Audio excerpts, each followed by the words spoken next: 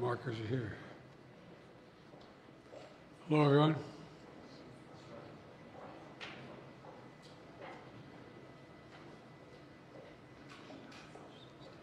You got everybody? Well, good afternoon. And this is a very good afternoon. A very good afternoon. Today we're bringing home Paul, Evan, Alsu, Vladimir. 3 American citizens and 1 American green card holder. All 4 have been imprisoned unjustly in Russia. Paul for nearly 6 years. Vladimir since 2022. Evan since March of 2023. And Alsu since October of 2023. Russian authorities arrested them, convicted them in show trials, and sentenced them to long prison terms with absolutely no legitimate reason whatsoever, none. Paul, a former Marine, was in Russia for a wedding. Evan, a journalist with a Russian in Russia, was in Russia, signed by the Wall Street Journal. Alsu, also a journalist, was in Russia to see family. All 3 falsely accused of being spies. And Vladimir was a Russian citizen by birth and holds an American green card. He's a Pulitzer Prize-winning journalist and was a pallbearer at my friend John McCain's funeral with me. He spoke out against Putin's regime, and for that he was convicted of treason. And now, their brutal ordeal is over, and they're free. Moments ago, the families and I were able to speak to them on the telephone from the Oval Office. They're out of Russia. Earlier today, they were flown to Turkey, and soon they'll be wheels up on their way home to see their families. This is an incredible relief for all the family members gathered here. It's a relief to the friends and colleagues all across the country who've been praying for this day for a long time. The deal that made this possible was a feat of diplomacy and friendship. Friendship. Multiple countries helped get this done. They joined a difficult, complex negotiations at my request, and I personally thank them all again. And I've thanked them personally, and I'll thank them again. All told, Russia has released 16 prisoners. 8 Russians who are being held in the West will be sent home as well. These 16 prisoners from Russia that Russia has released include 4 Americans, 5 Germans, 7 Russian citizens who are political prisoners in their own country. One of those Russians runs a human rights organization, Memorial, which won a Nobel Prize in 2022. Putin threw him in prison for voicing opposition to the war in Ukraine. 4 others work with Alexei Navalny, a political opposition leader who died in Russia prison this year. Now they can live safely abroad and continue their work of advocating for democracy if they so choose. This deal would not have been made possible without our allies. Germany, Poland, Slovenia, Norway, and Turkey, they all stepped up, and they stood with us. They stood with us. And they made bold and brave decisions, released prisoners being held in their countries who are justifiably being held, and provided logistical support to get the Americans home. So for anyone who questions whether allies matter, they do. They matter. And today is a powerful example of why it's vital to have friends in this world. Friends you can trust, work with, and depend upon, especially on matters of great consequence and sensitivity like this. Our alliances make our people safer, and we began to see that again today. Let me say this. It says a lot about the United States that we work relentlessly to free Americans who are unjustly held around the world. It also says a lot about us that this deal includes the release of Russian political prisoners. They stood up for democracy and human rights. Their own leaders threw them in prison. The United States helped secure their release as well. That's who we are in the United States. We stand for freedom, for liberty, for justice, not only for our own people, but for others as well.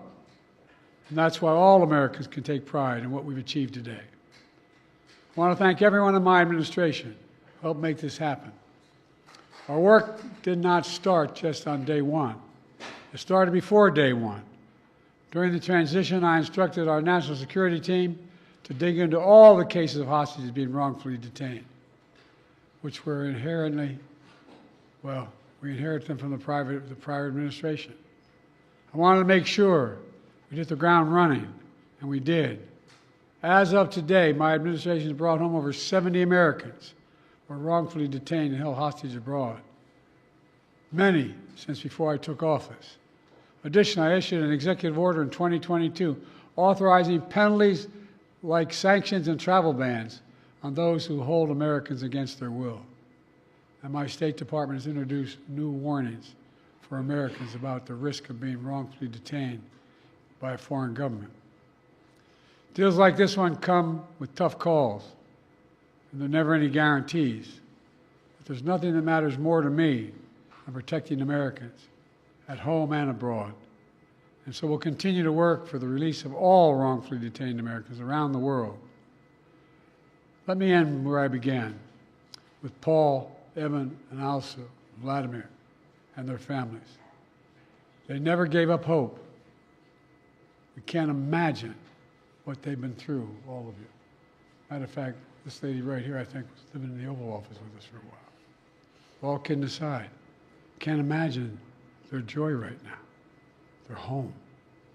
Tomorrow's a big day, the 13th birthday of Miriam. Miriam, where are you? Come here. You all know we have a tradition in the Biden family. We sing happy birthday on any birthday. You ready? All of you. Happy birthday to you. Happy birthday to you. Happy birthday, dear Miriam. Happy birthday to you. Remember, no serious guys till you're 30. God love you. She's Alsu's daughter. Now she gets to celebrate with her mom. That's what this is all about. Families able to be together again, like they should have been all along. So I want to thank you again to everyone who did their part. In just a few hours, we'll welcome home our fellow Americans. We're looking forward to that. God willing, we're going to be out at Andrews and get that done. So thank you, thank you, thank you, and this is a good day. What did you say to them on the phone, sir? What did you say when they answered the phone on the other side? I said, welcome almost home. How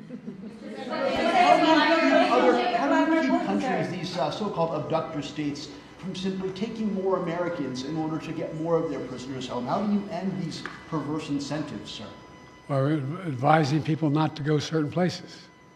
Tell them what's at risk, what's at stake. Mr. President, there are many events of these negotiations, and can you speak to the complexity of working with 6 countries to secure these releases? Well, look, I'm not going to take the time now, but I'll do this later in the week. I particularly own a great sense of gratitude to the Chancellor. The demands they're making of me required me to get some significant concessions from Germany, which they originally concluded they could not do because of the person in question. But everybody stepped up. Poland stepped up, Slovenia stepped up, Turkey stepped up. And it matters to have relationships. It really does. These things matter. Pardon me? Could this improve relations with Russia? Is there any avenue for that after this prisoner exchange deal? As my sister might say, your lips to God's ears, man. Did you speak with Vladimir Putin about this, or would you be willing to speak with Putin now directly? I don't need to speak with Putin. Anyway. Mr. President, how did you weigh that decision of letting somebody out who sounds like got away with murder tonight? I got home innocent people. Thank you. All right. Thank you. Ella, what did you say to your son? As a father, are you speaking with Erdogan or any of the leaders about this? Say that again? Are you speaking with President Erdogan or other leaders about this? Yes, I've spoken to all the leaders about this. What did you say to President And by the way, as a father, look, you heard me say this before, and I mean it. My dad had a simple proposition. Family is the beginning, the middle, and the end. Blood of my blood, bone of my bone. I can think of nothing more consequential. I mean that sincerely. And having lost family, not a different way, and not knowing what's happening to their circumstance when they're accidental, with their health, it matters. It matters. That's What what I did think. Germany ask for in response for their cooperation? Nothing. What did Chancellor Scholz say to you? President Trump has said repeatedly that he could have gotten the hostages out without giving anything in exchange. What do you say to that? What do you say to President Trump now? Former president. Why didn't he do it when he was president? Sir, what did Chancellor He Scholz say to you? was